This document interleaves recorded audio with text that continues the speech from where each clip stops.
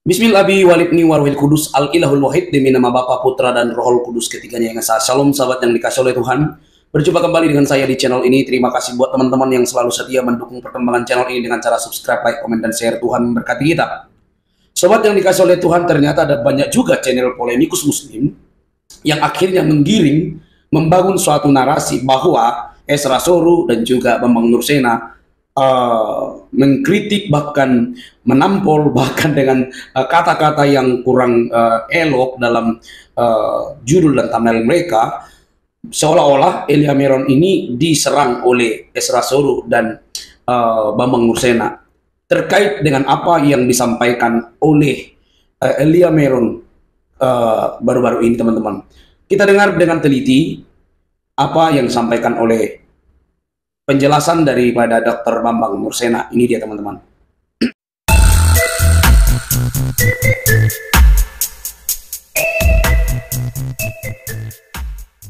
Muhammadiyah, kita di Indonesia masih dihebohkan dengan kontroversi agama. Yesus kan lahir di bawah kurma menurut Al-Quran, ya. Tapi dalam Alkitab kan di kandang domba. Yesus tidak pernah membuat mujizat meniup sebentuk tanah menjadi burung. Yesus tidak pernah bicara waktu bayi, karena dalam Alkitab mujizat pertama yang dilakukan Yesus adalah mengubah air menjadi anggur. Peristiwa di Kana yang di Galilea. Mungkin itu akan menolong orang makanya Isa ya Isa, Yesus ya Yesus. Padahal kita lupa, sebetulnya Alkitab kita jauh sebelum diterjemahkan oleh Lembaga Alkitab Indonesia yang namanya Terjemahan Baru. Isi Alkitab tahun 1733 itu menggunakan kata Isa Al-Masih. Makanya sampai hari ini orang-orang tua kita di Ambon lebih mengenal kata-kata tuang Allah, tuang Isa, ya kan? Itu ungkapan-ungkapan yang terpelihara. Tapi apakah kata Isa itu keliru? Samakah Isa dengan Yesus Kristus? Jawabannya ya tidak sama. Ya tidak sama, itu hanya teologinya memang berbeda. Tapi ketika nama Isa itu muncul, sebetulnya dimaksud ya Yesus itu. Soal teologinya berbeda itu urusan lain. Tapi biasanya orang tidak mau mikir yang rumit-rumit. Pokoknya Isa bukan Yesus, kan gitu kan? Nah sekarang dari mana asal-usul kata Isa? Kata Isa itu sebetulnya sudah muncul sebelum zaman Islam. Ya, itu ada sebuah biara yang ditemukan di Syria Tenggara. Itu biara gereja ortodoks Syria. Namanya biara Isania, Bir Isania.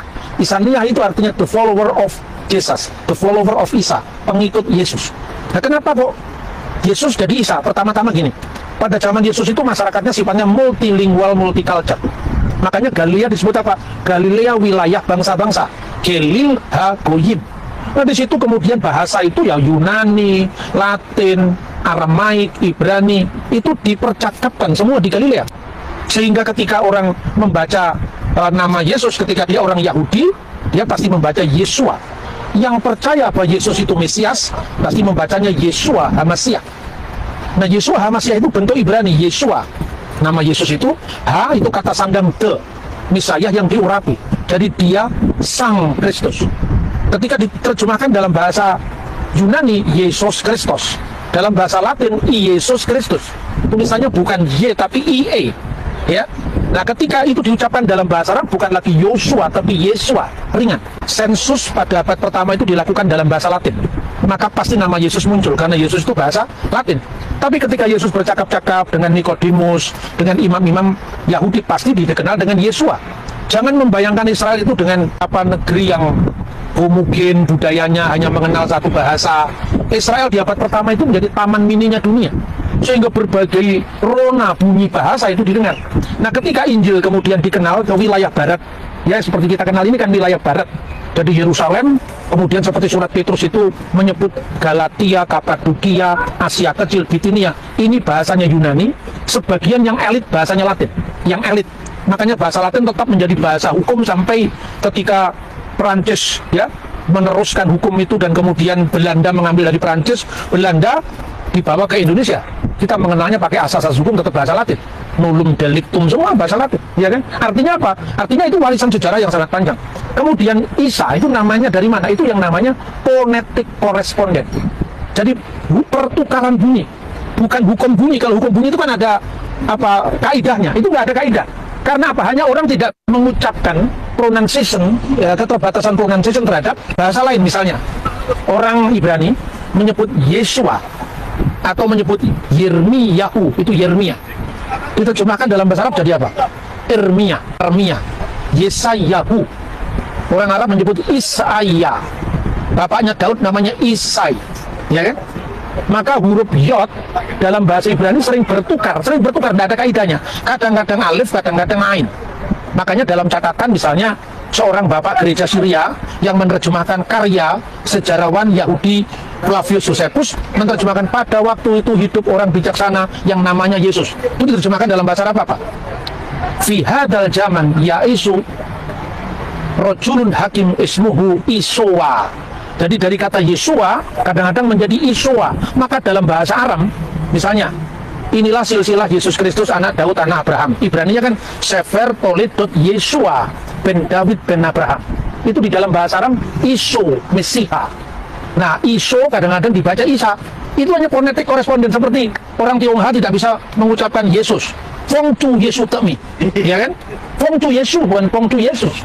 Orang Jawa tidak bisa ngomong huruf Ain, Ali jadi Ngali, ya kan? Orang Sunda tidak bisa ngomong huruf Fa, F, bukan TV tapi TV. Ya. Apa Tuhan menghukum mereka karena mereka lidahnya tidak bisa ngomong begitu? Tidaklah. Coba lihat di Indonesia ketika ngomong Allah, Allah. Mana ada orang Arab ngomong Allah? Allah, bukan Allah. Tapi juga nggak salah. Nah itu kira-kira saudara-saudara, maka kata Yesua itu berubah menjadi Isua, dan kadang-kadang O panjang itu dibaca A. Misalnya Shalom, Shalom itu Shin bukan Sin tapi Shin, Shin Lamed Vav Mim, Shalom. Jadi yang membuat O nya panjang itu ada huruf Vav di situ. Tapi menjadi bahasa Arab apa? Salam. Jadi Shin menjadi Sin, Shalom menjadi salam, O panjang menjadi panjang, maka Shalom alaikum menjadi Assalamualaikum. Ini sebetulnya dari sudut pandang linguistik tidak ada masalah. Tapi bagi saya ini catatan bagi orang Kristen. Saya tidak mau turut campur dengan urusan Islam. Bagi orang Kristen, saya tidak mau turut campur dengan urusan Islam. Ketika sebuah nama itu diubah, itu berarti konfliknya akan selesai. Saya kira ini akan lebih baik seandainya setiap agama tidak mau mencampuri urusan agama lain. Coba perhatikan netizen di YouTube saya itu. Saya tidak nyinggung agama lain, tapi langsung mereka menyerang saya. Kadang-kadang kebenaran disuarakan itu pahit, karena itu orang tidak siap telinganya mendengar kebenaran. Tetapi harapan saya, janganlah kita hanya bertengkar karena soal istilah, ya. Karena dalam Injil bahasa Arab sendiri ada dua versi. Ada versi Yesus Al-Masih, tapi Al-Masihnya sama, karena kata sandang H, Masiyah, itu menjadi Al-Masih. Jadi H, definite artikel itu menjadi Al dalam bahasa Arab. Dalam bahasa Aramaik itu di depan, Mesiha. Jadi Yesu Mesiha atau Iso Mesiha, atau di Syria Timur Isa Mesiha menjadi Isa Al-Masih. Makanya saya kutip tadi tulisan dari Michael Al-Suryani. Jadi Michael Al-Suryani itu seorang bapak gereja yang menerjemahkan karya Josephus. Kemudian dalam bahasa Arab, Alkitab kita yang resmi lah oleh lembaga Alkitab Libanon, lembaga Alkitab Mesir, lembaga Alkitab Libanon itu Darul Kitab Ilmu Muqaddas fi Syarqil Awsat Lubnan. Itu dibaca misalnya Sefer Toledot Yesua Hamasiah ben David ben Abraham. Itu diterjemahkan dalam bahasa Arab. Kalau bahasa Yunani kan Biblos Genesius Yesus Kristus kan. Dalam bahasa Ibrani Sefer Toledot Yesua Hamasiah, dalam bahasa Arab diterjemahkan Kitab Miladi Yesus Al-Masih Ibnu Dawud Ibnu Ibrahim. Tapi ada terjemahan Alkitab yang namanya Sharif Bible. Ini terjemahan mungkin untuk pendekatan dengan dunia Islam, supaya saling memahami, diterjemahkan dengan Isa Al-Masih Ibnu Dawud Ibnu Ibrahim. Yang dipentingkan adalah teologinya. Karena apa? Kita mempersoalkan nama Isa. Anda baca Al-Quran dalam bahasa Ibrani, ada beberapa versi Al-Quran bahasa Ibrani. Salah satu itu diterjemahkan oleh kakeknya Presiden Israel yang baru diganti kemarin, namanya Yoel Rivlin. Dia terjemahkan Quran Hamepwar, The Glorious Quran. Dia menerjemahkan teks Al-Quran ini dalam surat Al-Imran 45. Asmuhul Masih Isa Ba'nu Maryam. Namanya Al-Masih Isa putra Maryam, diterjemahkan Vesmu Hamasiah Yesua ben Miriam. Sama. Ketika Al-Quran diterjemahkan dalam bahasa Inggris, His name is the Messiah, Jesus son of Mary, juga sama. Tapi persoalannya teologinya kan tidak sama. Contoh, kita sudah protes, Yesus bukan Isa. Pertanyaannya, Yesusnya Mormon sama nggak dengan Yesusnya Kristen? Tapi Mormon namanya The Church of Jesus Christ. Pak, Yesusnya Saksi Yehova yang Yesus ciptaan mula-mula itu sama dengan Yesus yang in the beginning was the word? Tidak sama. Banyak contoh yang lain. Dalam bahasa Inggris, Yaakov, kata nama untuk Yakub, diterjemahkan dalam Perjanjian Baru The Epistle of James. Ayo, James sama dengan Yakub kan jauh sekali. Bahasa Perancisnya Jack, tapi jangan diterjemahkan Joko, tidak sama. Ya kan? Jadi marilah kita beragama secara dewasa. Jadi kalau orang Kristen lebih sejahtera disebut Yesus Kristus, karena kalau disebut dengan nama Isa nanti selalu mengatakan Isa nggak disalib. Ya daripada rame-rame sudahlah, Yesus ya Yesus, Isa ya Isa. Tapi bagi yang gereja Isa Al-Masih, tidak usah ganti nama juga tidak apa-apa. Karena apa? Toh maksudnya itu juga kan? Yaitu semoga kita bisa beragama secara lebih dewasa, lebih hormat akan keberagaman. Karena itulah hakikat kita, ya. Bhinneka Tunggal Ika, berbeda-beda tetapi satu. Semoga dari kota Smyrna, kota yang sangat indah, yang dibangun, ditandai oleh darah para martir secara khusus adalah Alkidus Polikarpus dari Izmir. Alkidus itu santo bahasa Arab. Itu menginspirasi kita agar kita memperjuangkan iman sampai akhir. Tuhan memberkati kita. Baik teman-teman kasih oleh Tuhan, pertanyaan saya sederhana. Kira-kira dari penjelasan ini yang barusan kita dengarkan, adakah Bang Nursena menyerang, memperkeruh, menampol, atau apa saja yang berkaitan dengan itu Elia Meron? Tidak kan? Saya juga sudah mendengar klarifikasi daripada Pendeta Ezra Soru. Tidak ada sedikit pun Ezra Soru menyerang Elia Meron. Itu jelas. Jadi ada channel-channel Muslim yang ingin membenturkan kekristenan. Ada channel-channel Muslim yang ingin mengadu domba kekristenan dengan cara-cara seperti itu. Nah, teman-teman bisa cek lah gitu ya, pasti ada. Nah, teman-teman kalau kita bisa mendengarkan, boleh teman-teman lihat channel daripada Pendeta Ezra Soru, isi itu lengkap, saya sudah dengar, dan saya juga sudah dengar penjelasan yang diupload oleh Pendeta Ezra Soru tentang Bang Nursena.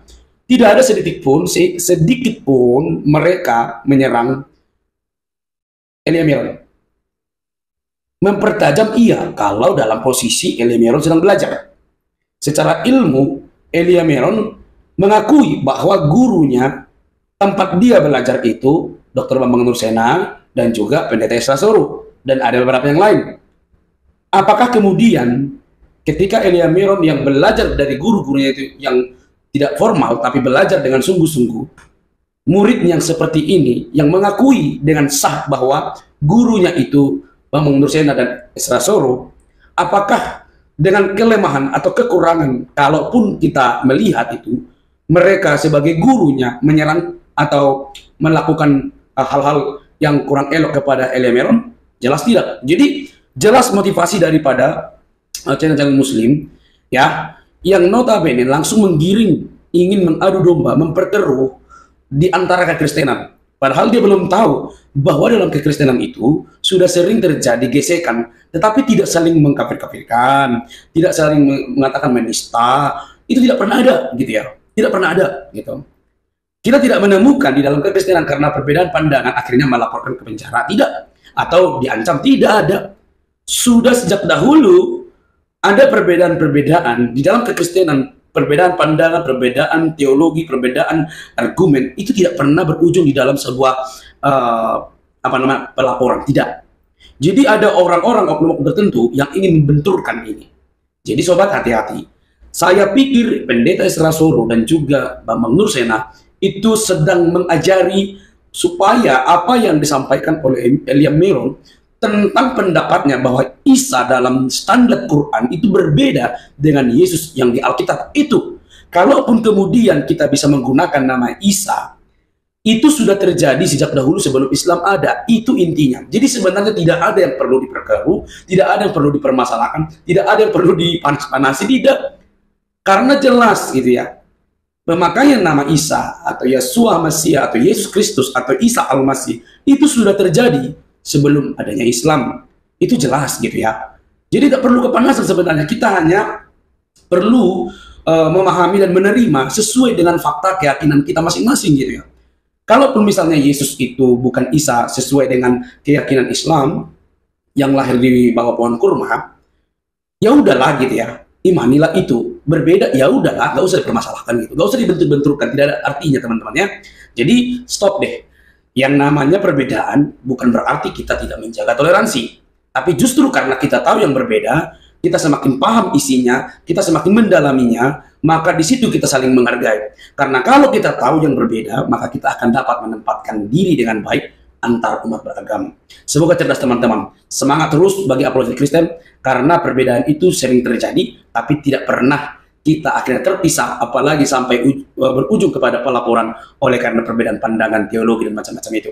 Karena kasih Kristus mampu merajuk perbedaan itu menjadi satu yang utuh, yaitu tubuh Kristus. Oke teman-teman, jadilah cerdas, jangan kepanasan, kita hanya terus menyuarakan apa yang terjadi, bukan yang berbau hoax. Teman-teman, jangan lupa untuk mendukung dengan cara subscribe, like, comment, dan share. Sampai ketemu di video selanjutnya.